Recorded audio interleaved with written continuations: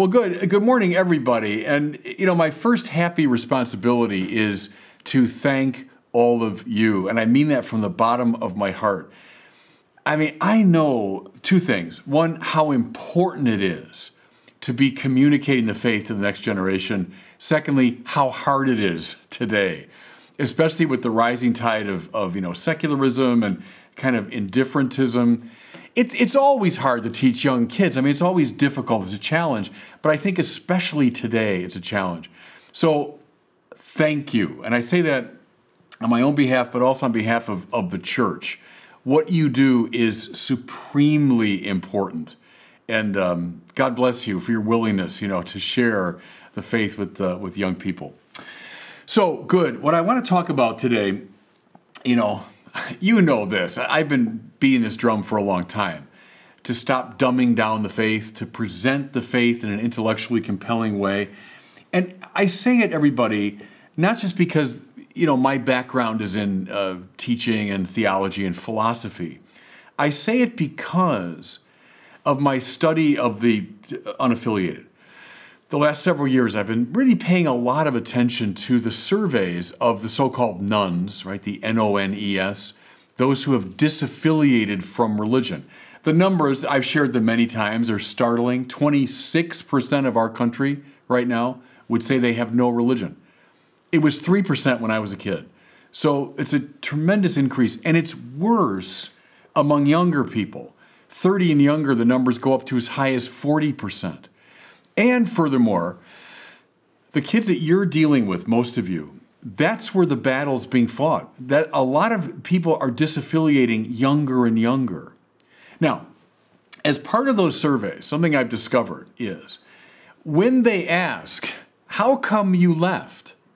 Well, they give a variety of reasons. That's true. And I've given presentations on all the different reasons. But time and again, number one reason that the young people give for leaving is, I don't believe the teachings.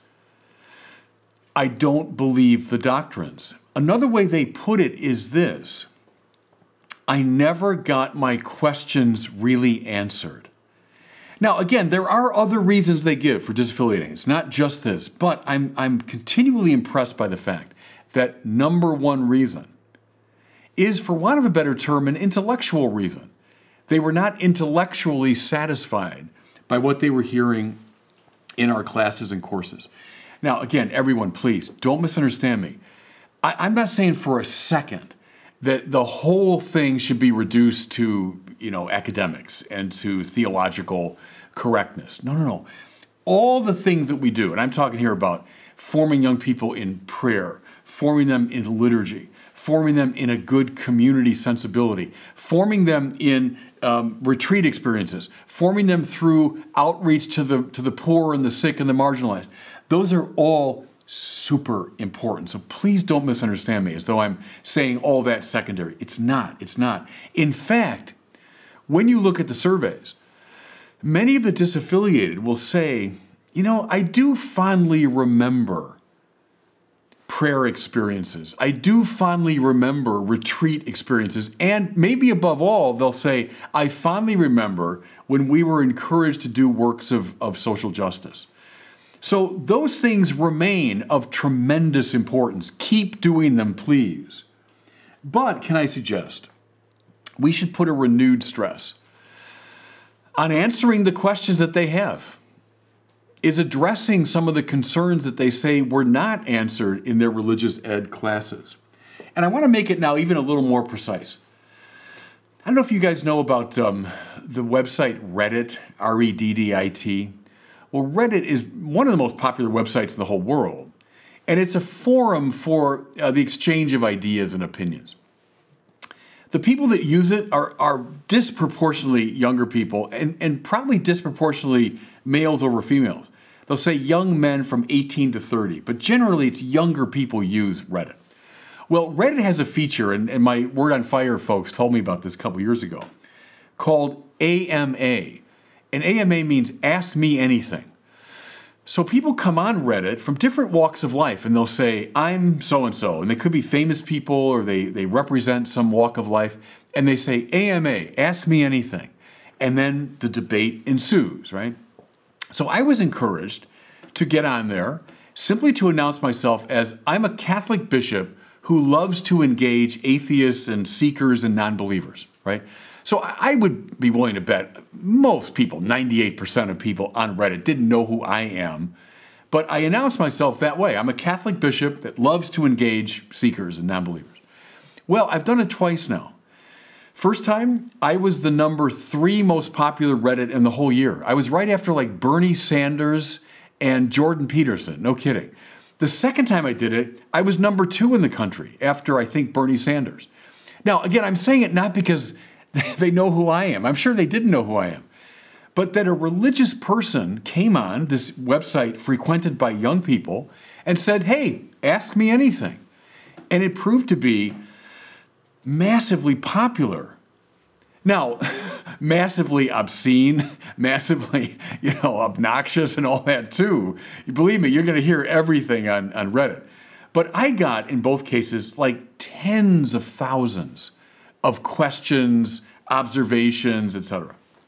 Now, once you wade through all the kind of obnoxious, obscene things and all that, and there's plenty of it, but you can discover a lot of really good, honest questions. And they fell very recognizably into certain patterns. And what I want to do is share with you the top 3 questions I got on my 2 times on Reddit AMA, and then try to say something about each one. So that's the way I'm going to structure the talk today. Here were the 3 questions. No doubt at all that these were the number 1, or top 3. First one, is there a God? Bishop, prove to me there's a God. I heard that thousands and thousands of times. Second one, what about the problem of evil and suffering? So, Bishop, you say there's an all-loving God, but yet the world is full of all this suffering and negativity. How do you explain that? Third one, and I found this one maybe most intriguing because I wasn't quite expecting it. Third one, though, real popular. How do you know, of all the religions of the world and all the religious philosophies, that somehow your religion is the right religion?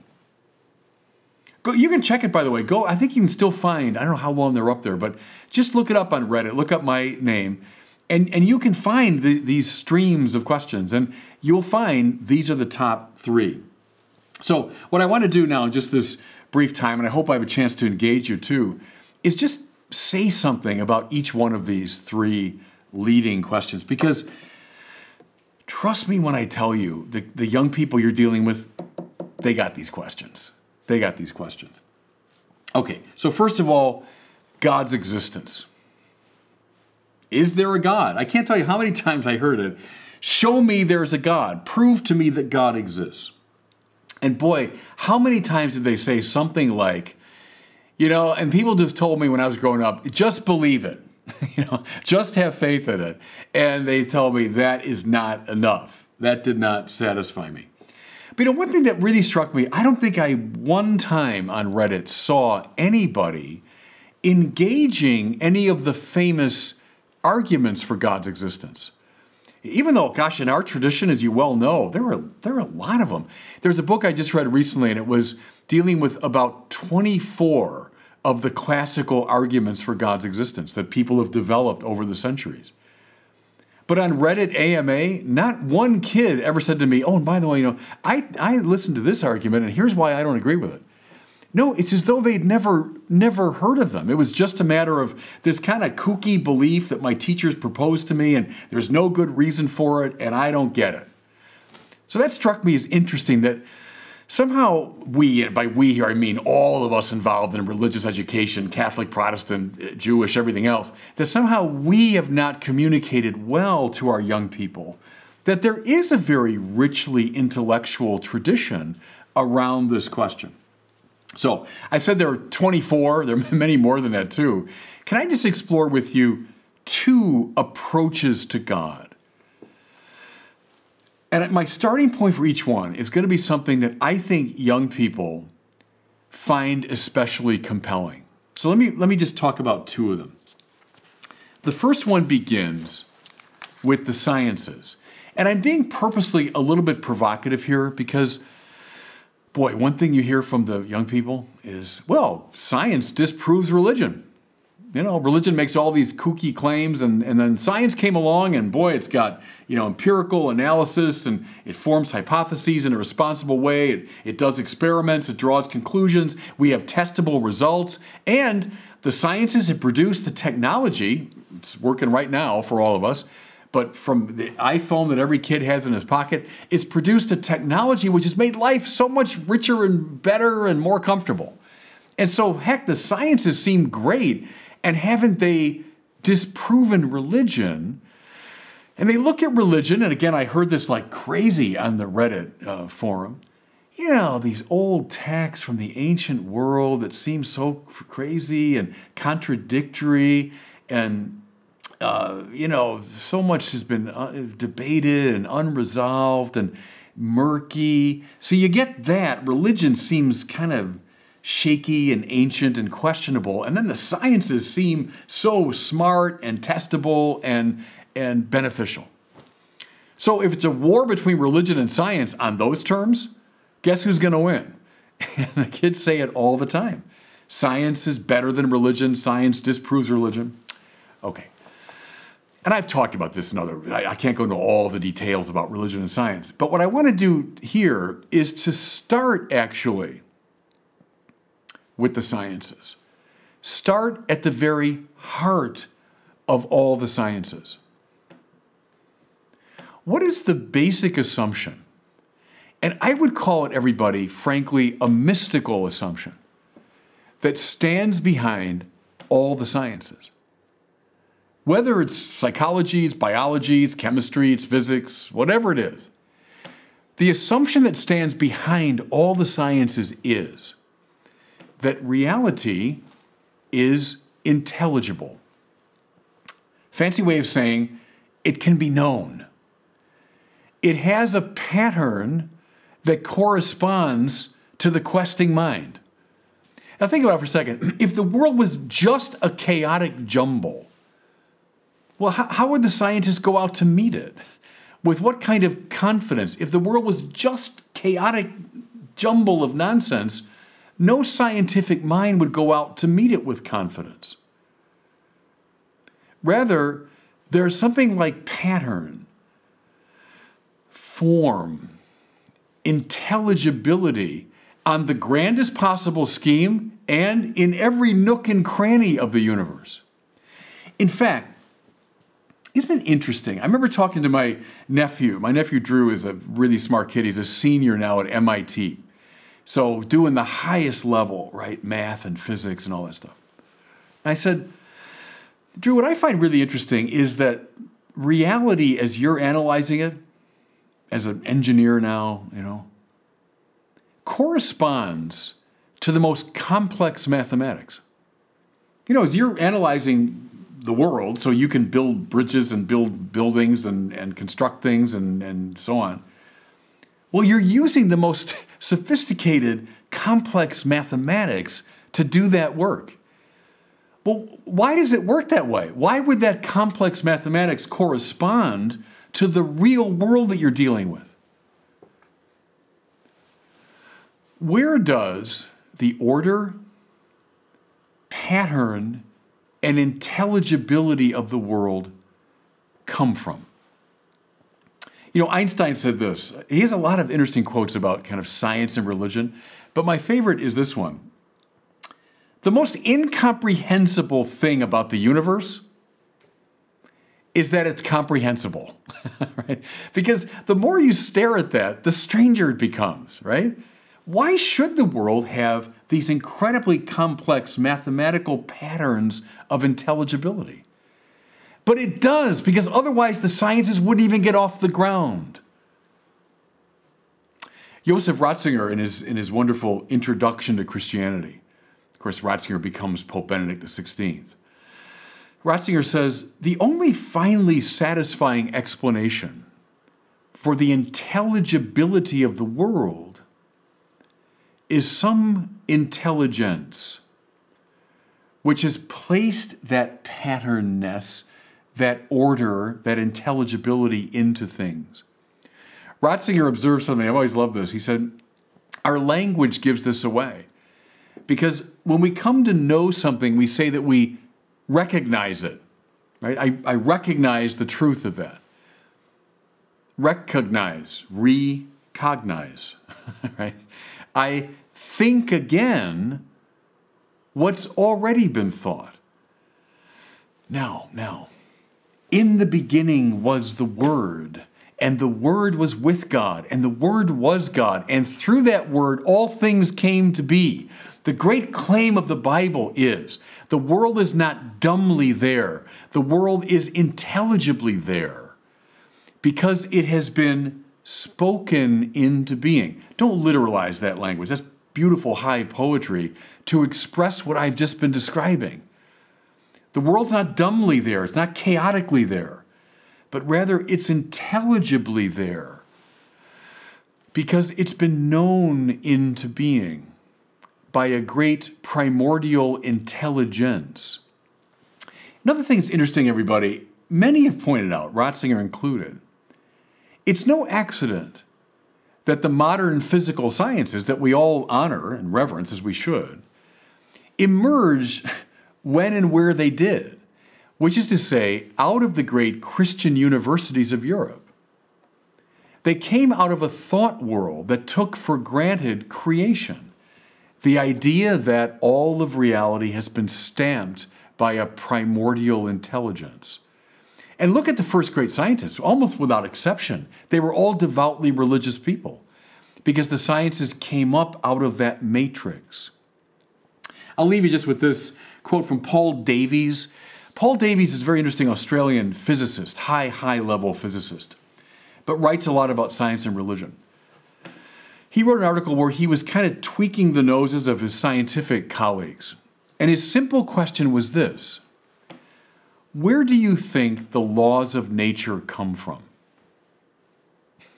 That's a good question. So he's making the point that I'm trying to make here, that all of the sciences rest upon the assumption that there's a law-like quality to reality.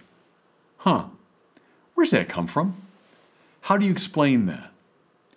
I might suggest it's a good way for our young people who are properly enamored of the sciences to see the link between science and religion. They're not enemies. No, in fact, religion is right there at the very heart of science if we look at it the right way. Okay, here's my second approach. So that's the first one through science. The second one also starts with something I think almost all young people take for granted and reverence. I'm talking about the objectivity of moral value. The objectivity of moral value. Now, I don't mean here that we should start with the church's sexual teaching. They don't like the church's sexual teaching. So that comes through in every single survey.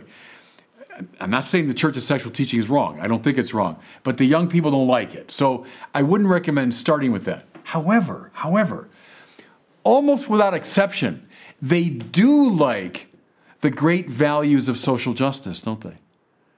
You talk to young people, what really motivates them? That there are these great social justice values. That you shouldn't abuse the poor and the marginalized. That you should not be sexist, that you should not be oppressive, that something like slavery is clearly wrong, that human trafficking, that's a terrible thing. Racism, that's wrong. I mean, I don't know one young person that would disagree with any of that. Do you?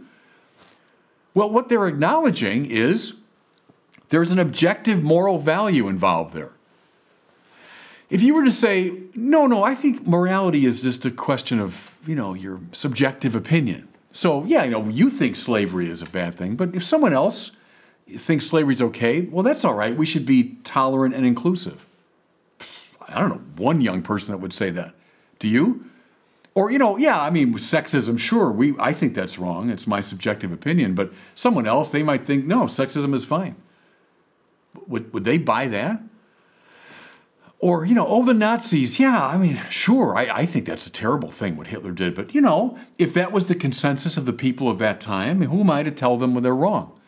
I don't know any young person that would ever say such a thing. You see, what they're resisting, and they're dead right about it, they're resisting the tendency to turn objective moral value into simply a matter of subjective preference. Now, I know, we so highly value inclusivity and diversity and all those good things. But when it comes to these primal moral truths, I don't find young people subjectivist at all. I think they hold to objective moral value. Okay, just as in the scientific order, where do the laws of nature come from? Where do these objective intelligibilities come from? So here now, in the moral order, where do these objective moral values come from? Oh, they just come from the societal consensus. No. Because 1935 in Germany, there was a societal consensus that it was perfectly fine to imprison Jews and put them to death. Oh, no, that's just, a matter of subjective opinion. No, you don't hold that. You hold to the objectivity of these values. Where do they come from? How do you explain them? What does the Bible witness to, everybody, over and over again? That God is the great lawgiver that stands behind the objective moral laws that we intuit. How is God described? As the giver of commandments. Now again, I know right away they think sexual morality and tell me what to do. So bracket sexual morality for a moment. Go back to these things I've been talking about. Do you think slavery, human trafficking, racism are objectively wrong? Yeah. Where does that come from? Where did those objective states of affairs come from? They can't come from my private opinion. They can't come from the consensus of my community. They come, in fact, the Bible says, from this great moral lawgiver whom we call God. Just a last connection. Isn't it interesting? John Henry Newman saw this. That we refer to the conscience as a voice. Think about that. It's curious because, I've got, let's say, an aesthetic sensibility where I make judgments about works of art. And, that's beautiful, and that's it, and that's not, or that's more beautiful than this. Okay, now, if I make a mistake in that order, I don't feel ashamed. I might feel stupid, or I might feel, uninformed or something, but I don't feel ashamed that I made a bad aesthetic judgment. Or if I make a mistake in my mathematical calculation, I might feel stupid, but not ashamed. But when I go against objective moral value, how do I feel? Not just stupid or uninformed, I feel ashamed. Now why? Because I know I've offended someone. You see what the voice of conscience, not just an attitude or a sensibility, it's a voice. It's someone who has given these objective moral values to the world. And when I run counter to them, I feel under judgment. Now, turn it around, make it positive. When I do something right, when I liberate someone who's oppressed, when I fight against racism, when I fight against all forms of slavery, what do I feel? Well, not just, hey, that was a right judgment. No, I feel joyful in the presence of someone who approves of this. Where do physical laws come from? The great intelligence that placed them there. Where do moral laws come from? From the great moral lawgiver in whose presence I feel lifted up or ashamed, depending on how I behave morally. Now, can I suggest, fellow teachers, start with these two approaches. There are many more you could use, but start with these two. Start with two things that they reverence, the sciences and objective moral values. And then keep pushing. Where do they come from? What explains them? What grounds them? I think at the very least, you're going to have a cool discussion. You have an interesting, engaged discussion. Okay, that's question one, the question of God, of God's existence. Here's question two in the Reddit AMA, all over the place. the problem of suffering. Okay, if you believe in a God who's all good, all loving, all knowing, all powerful, how could there be such evil in the world? You know, you can invoke the Holocaust and the Black Death, but heck, one child dying of leukemia is enough to start this argument. How do you explain that? Thomas Aquinas, by the way, you know, the way Thomas wrote is when he was laying out his position, he would precede it with objections. It's clever, and it's important for us today because we tend to dismiss our opponents, but Thomas laid out their arguments really clearly and persuasively. Here's the way he argued against God's existence. Thomas said, if one of two contraries be infinite, the other would be altogether destroyed. Like if there were an infinite heat, there'd be no cold, right? But God is described as the infinite good. Okay? Therefore, wouldn't that eliminate all evil? There's an infinite good. But there is evil. Therefore, God does not exist. That's in Thomas Aquinas. That's his objection. And may I say, that's a darn good argument. That's a really good argument. And the young people, they might not, express it that pithily, but they feel it. That's exactly what they're feeling. Hey, if there's an infinitely good God, how could there be any evil? Good argument. Okay, how do we begin to respond to this sort of concern? Well, going back to Thomas Aquinas and before him to St. Augustine, the classical answer is God doesn't create evil because evil's like a parasite, right? Evil isn't something positive. Evil's a lack of being. Think of like a cavity in a tooth, right? What's evil is the lack of something. Remember in Tolkien's Lord of the Rings, those, what they call the Nazguls that fly around on their, they're these wicked figures, and they're cloaked with the hood. But then it's uncovered that actually when the hood comes off, there's nothing there. And Tolkien's making the same point that evil is not substantive. It's always a shadow or it's a parasite. You see what I'm saying? It's a lack of good that ought to be there. So God doesn't create evil, or evil isn't standing against God as a rival. But still, the question remains, okay, God didn't create it, but God permits it then. And here's the answer. So that from it, there might come some greater good.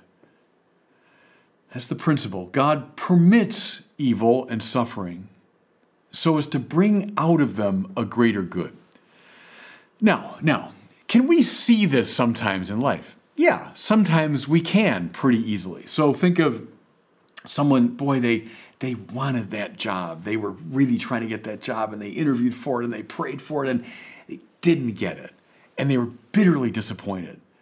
But then because of that, they took another job that proved to be, in fact, so much better than the job that they were initially going for, right? So that evil, that suffering, actually led to something much better.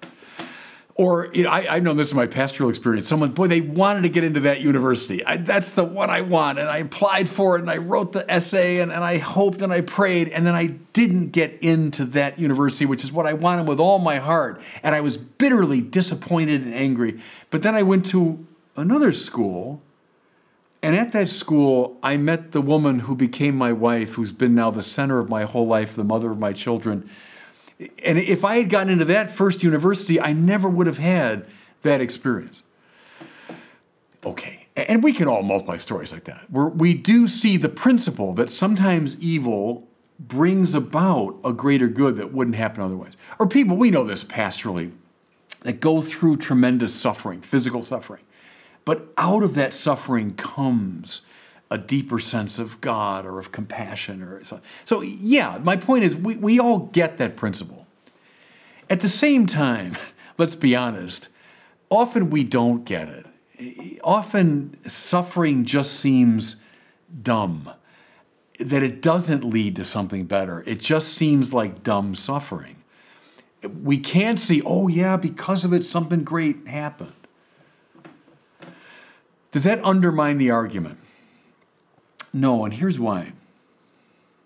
we got to remember that God is not like one agent among many. So, you and I are all doing our various things and trying to get the best situation. But God isn't like that. God is the creator of all things, provident over all reality, over all of space and all of time. Why does God permit a given evil or suffering? Maybe I can't see it in this life, in this world, with my very narrow, limited vision. But does that mean it has no purpose? No. Now, everybody, revisit the book of Job. And I think if this is like the number 2 question that young people have, I think in our classes, if we spend some good time with the book of Job, which is the greatest Old Testament wrestling with this question. Remember, Job, righteous Job, the good man, the best man on earth. And then every possible suffering befalls him. And Job cries out to God, like we all do, like these young people do. How did you explain this? Explain this to me. Why am I going through this suffering? His friends try to explain it with their different theological perspectives, and Job finds none of it convincing. And finally calls God into the dock, right? Explain yourself to me. Why? And then have the kids read this. It's Job chapter 40, I think. God speaks out of the whirlwind. Whirlwind, the dust and the eyes. You can't see this overwhelming reality of God. And it's the longest speech by God in the Old Testament. It's cool. The longest speech by God in the Old Testament is on this question. And it begins famously, Job, where were you when I laid the foundations of the world? Where were you? In other words, God takes Job on a tour of the whole cosmos that he's made. The point being, Job, your suffering is not just about you, but is ingredient in my providential concern for the whole of reality. Now, that highfalutin stuff from philosophy in the book of Job, can I make it a bit more concrete with 2 examples? First one's a little bit silly, second one's more serious. When I was a little kid, we had a dog named Tiger, because I lived outside Detroit, so we loved the Detroit Tigers. And so we had a beautiful collie named Tiger. Well, Tiger was a great dog, but like all dogs, hated the vet, right? And he kind of knew, we didn't take him in the car that often. He kind of knew when we were taking him to the vet, and he would get completely beside himself. We'd arrive at the place, he'd start to tremble. We'd take him in, and this one time we took him in for shots. It was something simple. But the poor dog was just trembling, So I remember the vet, I'm a little guy, I'm like 7 or 8 years old, and he says, why don't you hold him? So I kind of held him around his neck like this, and then the vet gave him shots, But here's what I remember, and it's vividly in my mind, even though it was decades ago, is Tiger, how dogs, they're not as expressive as we are, but dogs can be pretty expressive. A dog can express what he or she is feeling, right? So Tiger looked at me, and the look said, why are you doing this to me? So, Tiger knew I was like his buddy. I'm his best friend, And yet I was there in this awful place, the vet, while he's going through this terrible thing that he didn't understand and was just causing him pain. And he was looking at me as if to say, why are you doing this to me? So anyway, Tiger is giving me this look. And what occurred to me, even then, I'm like 7 or 8 years old. Even then, I remember thinking, I wish I could explain this to you, But the difference between even my little 7-year-old human mind and his mind was so great that I couldn't even in principle explain it to him. Well, Tiger, listen, these are shots and they're going to awaken your immune system in a new way and it's going to prevent you from getting sicker later. So I know it's a little tough, but just endure it and you'll be better. This actually is good for you, what you're going through. Well, I couldn't even begin to explain it to him. And the frustration I felt at that I knew what the point of this suffering was, but I couldn't communicate it to him. Now, here's the second story. It's along the same lines, but it's more serious because it was in my pastoral work. I was newly ordained, so this is a long time ago. And this young father came to me, young guy, probably early 30s. And he said, Father, I'm going through this terrible time. I said, what's up? Well, his son, who was about 3, I think, had some physical issue. I forget what it was. But it required surgery. And so the father was there with him at the hospital. The kid went through the surgery. And then afterwards, there was this young kid in great pain, right, physical pain, but also in great psychological pain because he's in this terrible place, this hospital he didn't know, surrounded by strangers, in great pain. And his dad was right there with him. And the father said to me, it brought Tiger back to my mind, because the father said to me, I couldn't explain it to him. I wanted to tell him why he had to go through this surgery, and they remove something, which means you'll be better in the long run, and you got to go through a difficult time, but you'll actually be much better, and if we hadn't done this, you might have died. Well, I mean, the 3-year-old kid's not able to take all that in. And the father looked at me with the sense of deep frustration. And I thought, so it goes with our God, who has concern for all of space and all of time, who's the Lord of all things. What we take in is a little tiny swatch of space and time, right? Little tiny bit.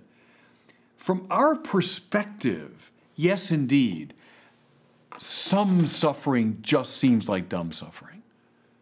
And there's not much we can really do about that. And is it possible that God, even in principle, couldn't explain it to us? Here's one more little story, also from my pastoral time.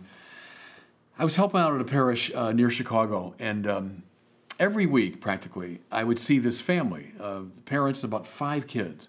And they sat right up in front because one of their daughters, she was about 8 maybe at the time, was profoundly handicapped, both physically and mentally. And she was kind of strapped into a chair, and profoundly affected. And then often during Mass, she'd get agitated or she'd get fussy and she'd start vocalizing and, kind of squirming in the chair. And I was just always struck by the tremendous suffering she's going through and that the whole family for all these years, has gone through.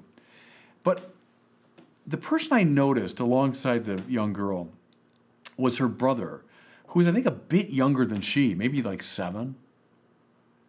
And week after week, this young kid, when his sister got agitated, would, with such care and compassion and simplicity and not drawing attention to himself, would attend to her, would comfort her and talk to her, Now, I never came to know this family all that well, but they've never left my mind. And I'll tell you why. Because why would God allow this? Why would God allow this poor girl to suffer? Why would he put her family through this? Well, I mean, look, I don't know. But I used to muse. Maybe that brother is developing a heart of such compassion that when he comes of age, he passes that on to his son, who then passes on to his daughter, who becomes a saint at the moment the church most needs that saint. Now, look, I'm speculating here, everybody. I'm just kind of musing. My point is, God has command of all of space and all of time. Why are certain evils going on? Well, maybe it's not even, the answer's not even to come in our lifetime. Maybe it's not for us so much. It's for something far in the future. I don't know. Where were you when I laid the foundations of the world? Says God to Job. And says God to us too. But, look, my holding Tiger around his neck while he was going through this. The father sitting with his son, even though he couldn't explain it to him.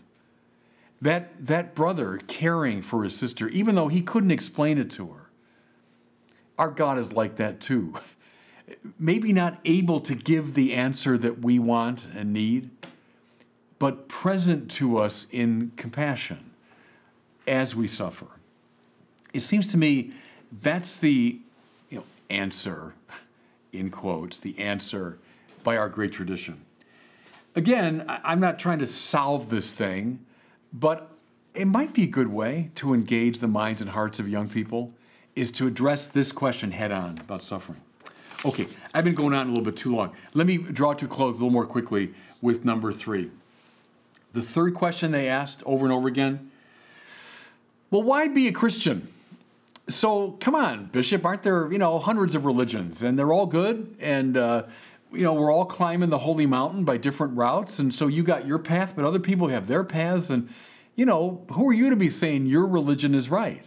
Why don't we just say we tolerate all religions, and, we got one among many?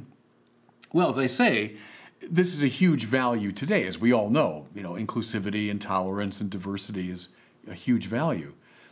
But what's the danger, of course, is if we hyper-stress these things, it can undermine our sense of evangelical enthusiasm. Go forth and preach to all nations. He didn't say go forth and just, be tolerant toward all religions. He said go forth and preach this gospel to all nations.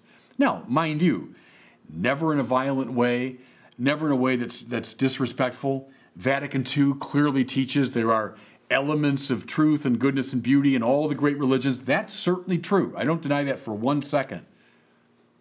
However, we do hold that God has revealed his heart most fully in the great tradition of Israel, culminating in Jesus Christ crucified and risen from the dead.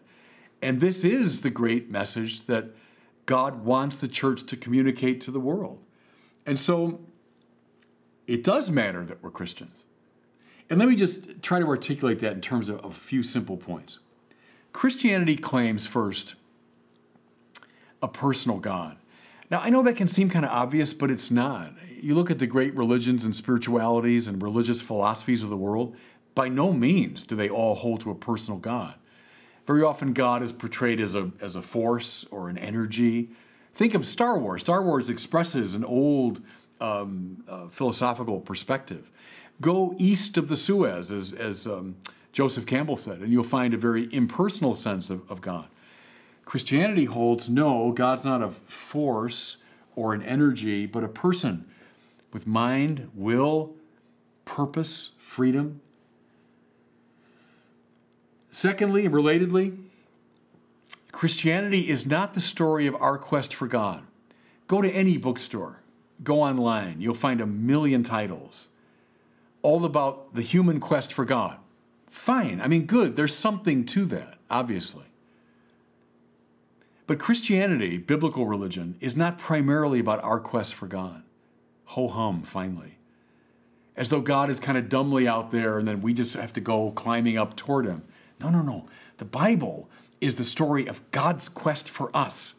And that makes all the difference.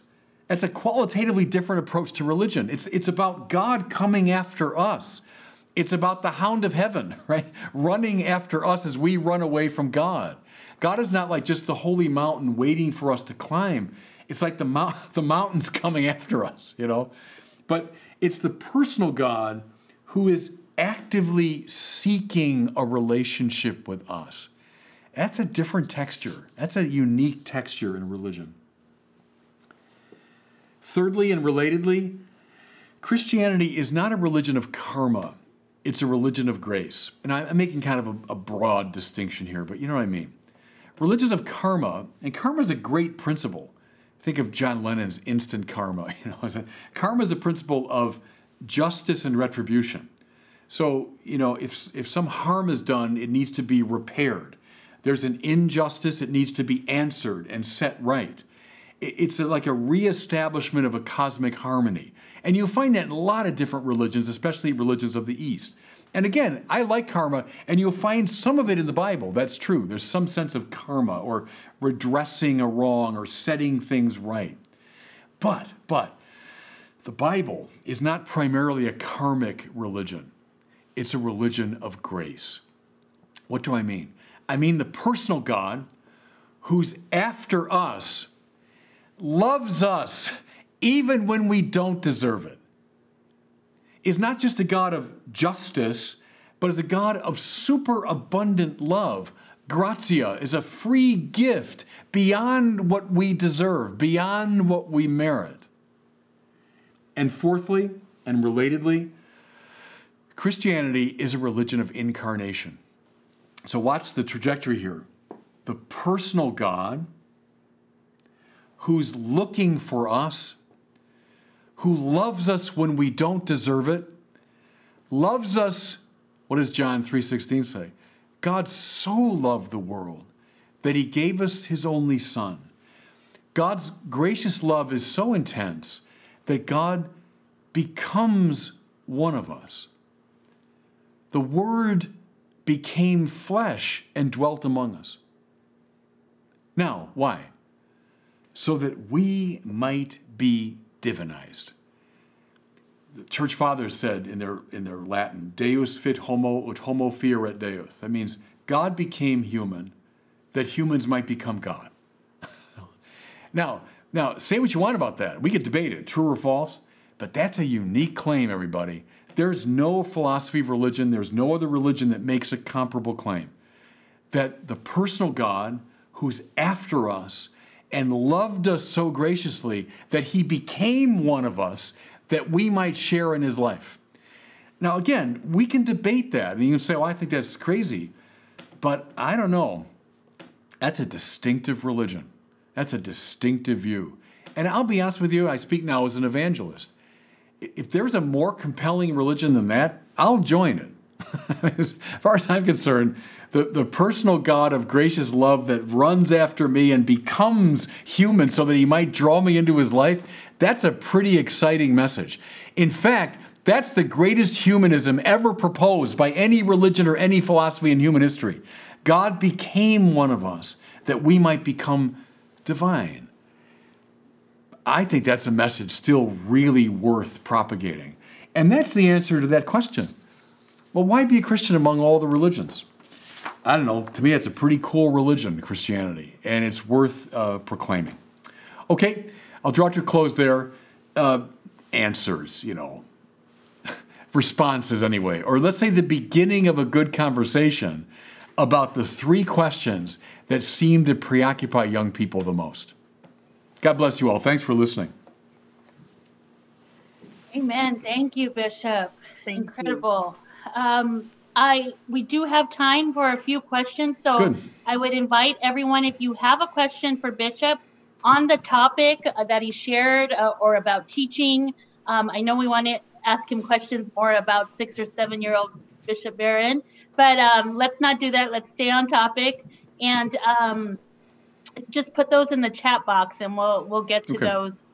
And then, Bishop, I wanted to start, I was thinking while you were talking, across the board, the question that comes up the most is how to engage parents.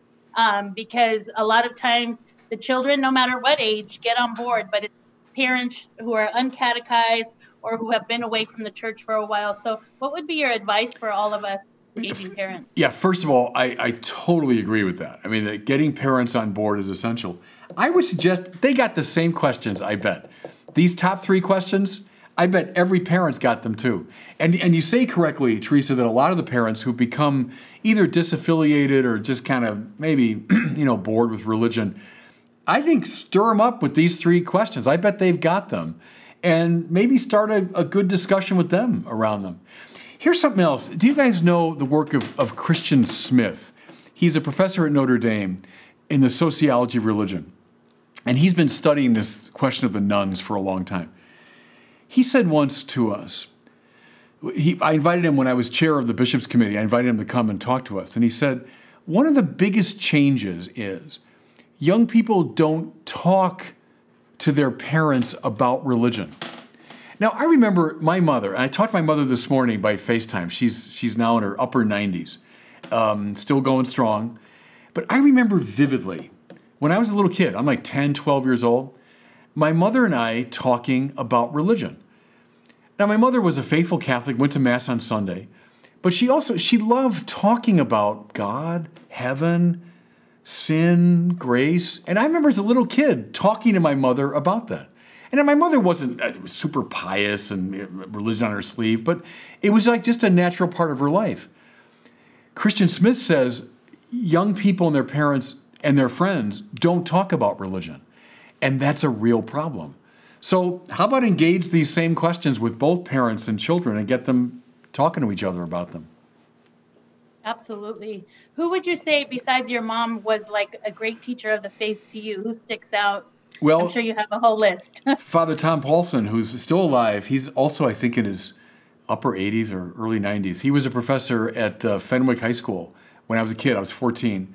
And he presented one of Thomas Aquinas' arguments for God's existence, which changed my whole life. So he had a big impact on me. My mom, though, I would stress that again. My mother was not well educated. She went to high school, but she was and is smart, and just liked religious questions. She's kind of a natural theologian, without being trained in theology, but she had a natural feel for it. And and my dad. I mean, my father. You know, when I was a little kid, I thought he's the strongest guy I know, and he was kneeling one day at Mass, and it just struck me. Strongest guy I know, and he's kneeling to somebody stronger. And my father, again, not in a showy way, neither of my parents was showy about religion, but every Sunday, it wouldn't occur to them to miss Mass. By the way, another Christian Smith thing, and you know, at the risk of sounding sexist in any way, but especially the father's perdurance in the faith makes a difference to kids. If dad remains a faithful Mass goer, the kids tend to remain connected to the church. And he's not making, it's just a statistical fact, you know? So parents, absolutely, go to Mass and talk to your kids about religion, I would say. Stephen wants to know, how do you respond to the comment that we as Catholics are not tolerant? Well, some of us aren't. I mean, that's true.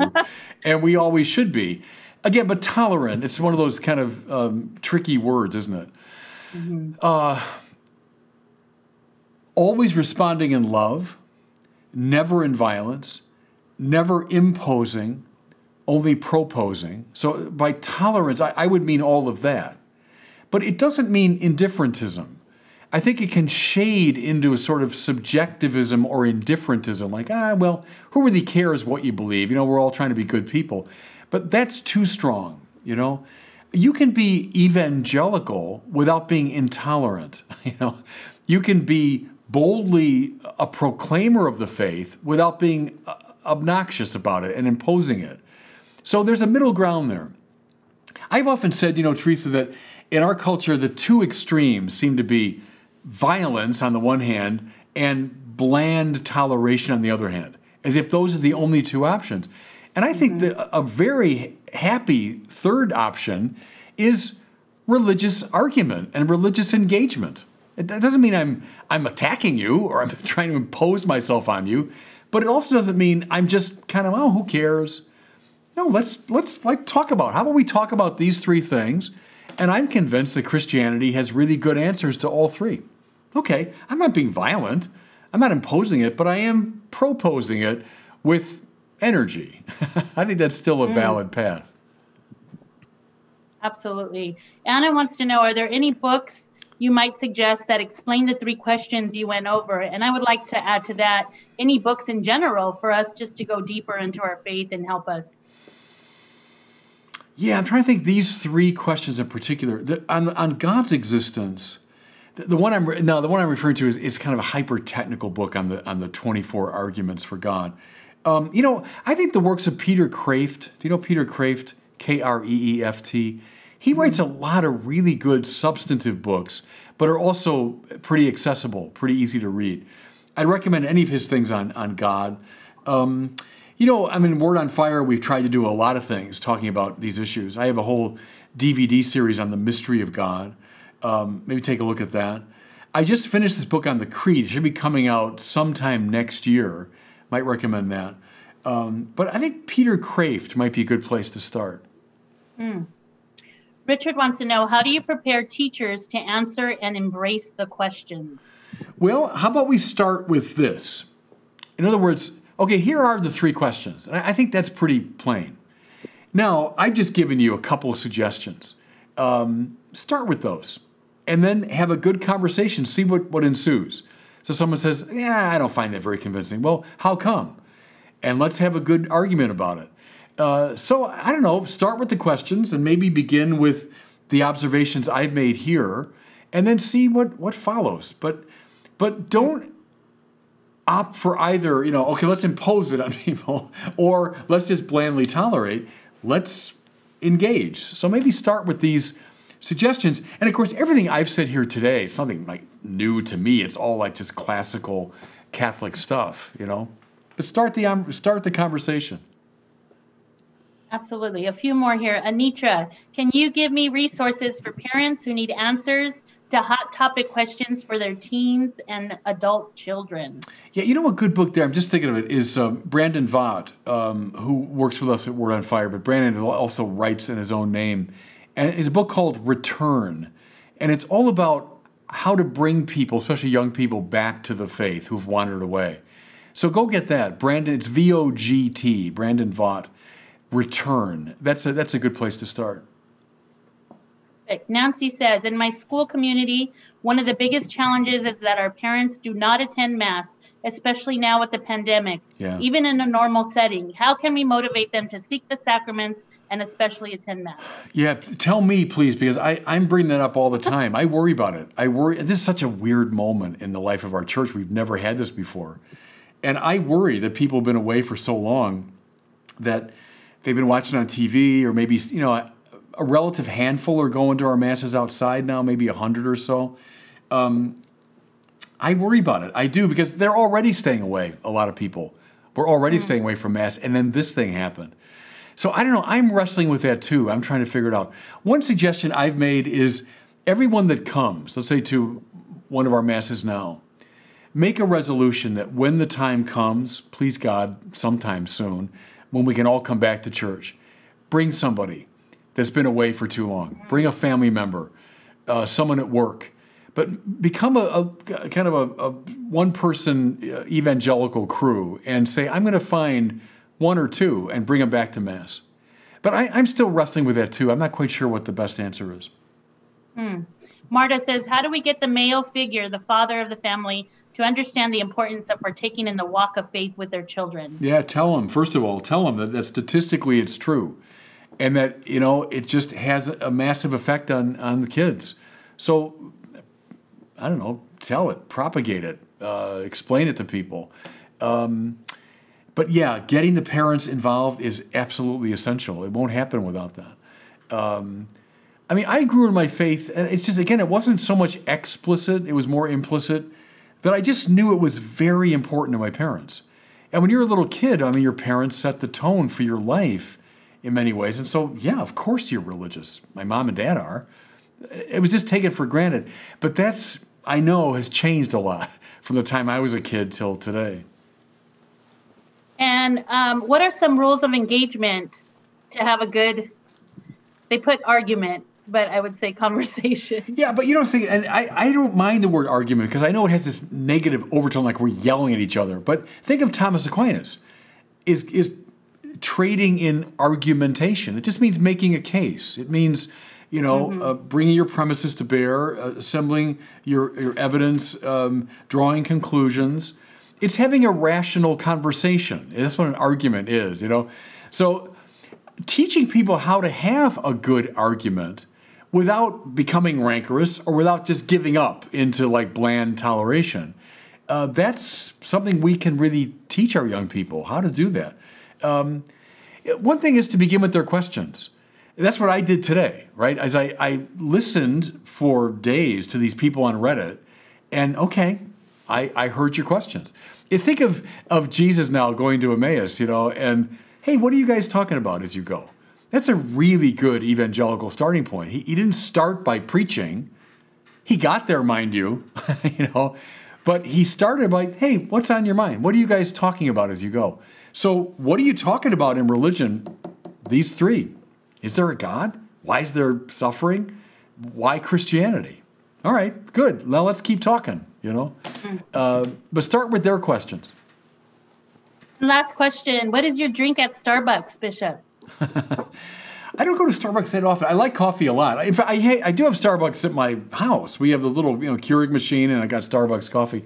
I don't know what I like strong coffee. I hate when coffee tastes like just brown water. I like when it's like really got a strong punch to it. I can't have too much coffee. I get kind of too keyed up. My assistant, Sylvia, is also my wonderful Spanish teacher.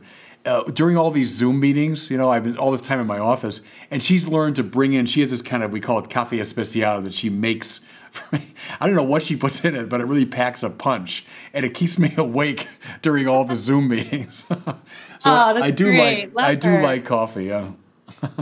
Great. Well, Bishop, thank you so much for your time. You're welcome. I know every time I meet with you, we're always talking, and you're always sharing ways to help others and to teach, and so we really appreciate that. You're welcome. Do you have anything else to add before we close with you? No, just to get a word of gratitude to all of you. Really happy with your dedication and the massive importance of the work you do. I just want to impress that upon you. You're in the front lines.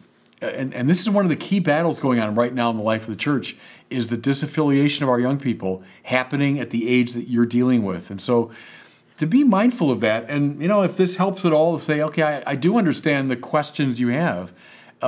Keep going. Keep going. Can I give you all a blessing before I go? Please, please. The Lord be with you, and may the blessing of Almighty God, the Father, and the Son, and the Holy Spirit come down upon you and remain with you forever and ever. Amen. Thank you, Bishop. God bless you all. We're praying for you. Thanks for watching. If you enjoyed that video, I encourage you to share it and be sure to subscribe to my YouTube channel.